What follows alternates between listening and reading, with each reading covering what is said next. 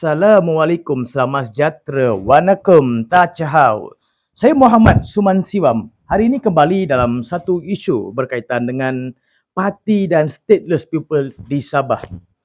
Warga asing di Sabah sudah melebihi 1.2 juta. Itu adalah data daripada DOSM, DOS. Ya, apa yang saya nak memberi sedikit pandangan, pendapat. Ya, baru-baru ini banyak kita lihat aktivis-aktivis di media sosial, ya, telah munculkan diri mereka dan menunjukkan kebodohan mereka. Seperti mana kita boleh tengok Amy Dangin. Ya, Amy Dangin, saya suka dia lah masa dia jadi anti yang dia walawak-lawak tu kan. Tiba-tiba dia bertukar arah dan kita tidak faham apa yang mereka tuntut sebenarnya. Hari ini rakyat tempatan menyoalkan tentang kedaulatan undang-undang. Kita membicarakan tentang keluhuran perlembagaan. Seperti mana saya pegang buku ini buku perlembagaan persekutuan. Saya cakap banyak-banyak pada stateless people ataupun parti pun tak guna. Sebab mereka meletakkan kemanusiaan di hadapan. Tapi prinsip undang-undang, sejarah asal, mereka tak letakkan ke depan untuk membicara. Bila rakyat tempatan, ya contohlah macam saya bersuara kan, dia cakap kau ni orang Semenanjung, apa kau tahu pasal Sabah? Bila mana orang tempatan pula bersuara, dia cakap kita ini tak memanusiakan manusia. Bila kita tegur orang tempatan punya hak kena rampas oleh parti dan stateless, itu realiti.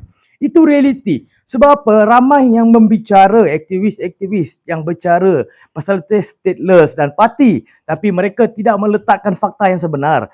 Realiti yang dihadapi hanyalah rakyat yang di bawah, yang tempatan-tempatan inilah dia mereka hadapi. Bila saya tengok komen-komen ada segelintir aktivis-aktivis parti yang mempertahankan parti-parti bodoh ini di Sabah, ya, ramai saya tengok, saya panas hati juga sebab dia menuduh rakyat tempatan ini pemalas. Oi, parti dan stateless di Sabah, ingat sini betul-betul.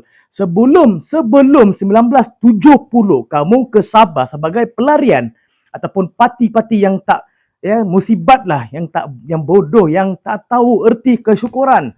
Kita tidak ada istilah di Sabah sini rakyat tempatan membunuh pendatang-pendatang asing ataupun stateless ataupun parti seperti mana di Rohingya, ya, di Palestin, di Sri Lanka, LTTE. Tidak ada istilah begitu. Orang tempatan membunuh ataupun menindas parti-parti di Sabah. Tapi hari ini kita boleh tengok data DOSM 1.2 juta sudah rakyat pendatang asing di sini.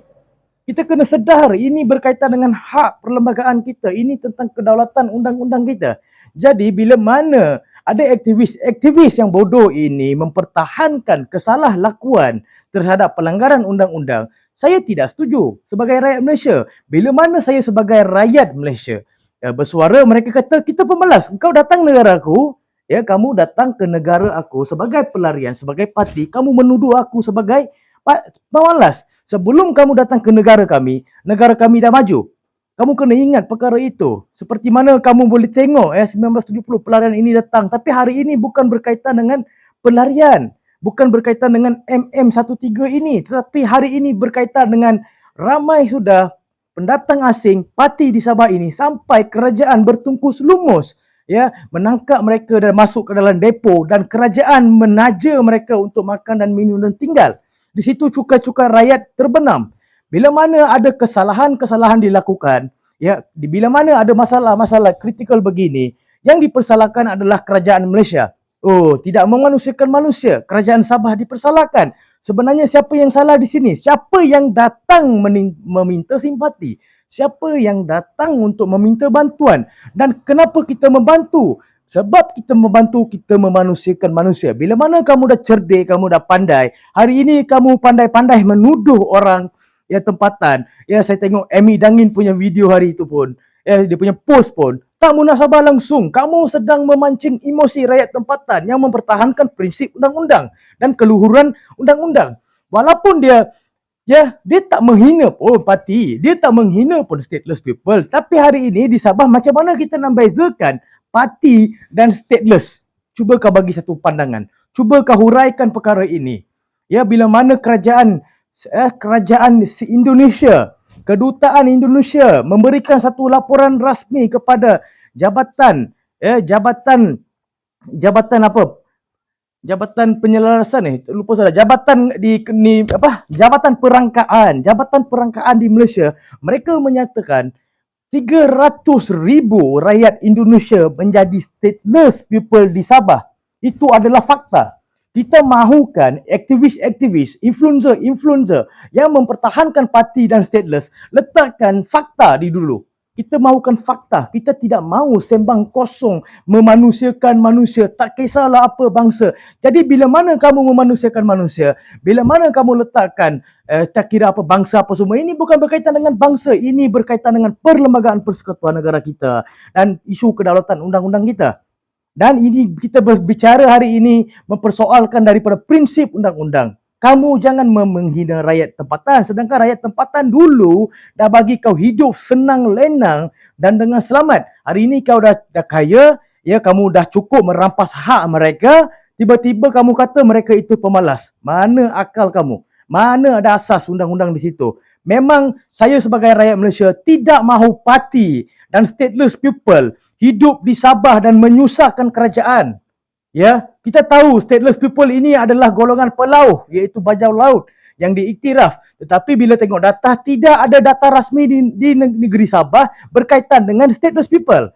Bermakna di sini perkara ini tidak jelas sama sekali. Tetapi bila mana kamu claim semua itu adalah stateless, itu tidak masuk akal. Itu tidak masuk akal. Kamu tidak ada hak bersuara pun bila mana kamu pegang IMM 13 ataupun UNHCR, seperti mana di Semenanjung kita ada Rohingya. Sama juga isu yang di sini dan di sana, sama juga pendatang besar kepala. Pendatang asing yang tidak sedar diri. Bila kita memberi pandangan, memberikan satu teguran, mereka cakap kita yang tidak memanusiakan manusia, resis. Kalau kamu anggap saya resis, yes, I am resis Perlembagaan Persekutuan. Kami resis kedaulatan undang-undang. Kami resis. Bukan kami resis pada bangsa. Kami resis pada orang-orang yang tidak ada kaitan dengan negara kami. Kamu tidak ada kaitan dalam negara kami dan kamu tidak ada sumbangan untuk kemerdekaan di negara ini. Kamu datang selepas kemerdekaan dan kamu datang menambil, mentarah kami punya hak dan kami punya hak-hak semua kamu tarah. Lepas tu kamu boleh mengklaim kamu tidak mengambil hak-hak tempatan dan kamu menuduh kami adalah pemalas. Ini sungguh-sungguh biadab. Kerajaan Negeri Sabah, hapuskan parti ini, hapuskan stateless people ini. Tak kisahlah siapa dia, apa keturunan dia, hapuskan. Kita tidak mahu orang yang suka lenang melanggar undang-undang lepas tu banyak bersuara berkaitan dengan negara. Sekian, terima kasih daripada saya, Muhammad Suman Siwam.